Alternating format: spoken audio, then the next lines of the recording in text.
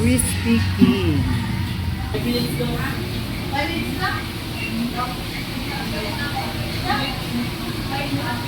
Ayan yung challenge.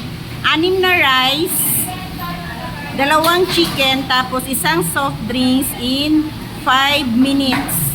Ayan po, kung kayang ubusin yan. Pag naubos mo, may 500 ka. Pag hindi naman kayang ubusin, ay ano lang siya, meron ka pa rin 200. Ito ang challenge ni Madi at Padi na walang katalo-talo. At yan, pag ikaw naman ay kamadi at madi ka naman namin, ito lang yung challenge. Babawasan natin yung rice. Alisin mo yung 2 rice, Papa. Yan. Pag ikaw naman ay kamadi, yan lang ang dapat mong ubusin in 5 minutes.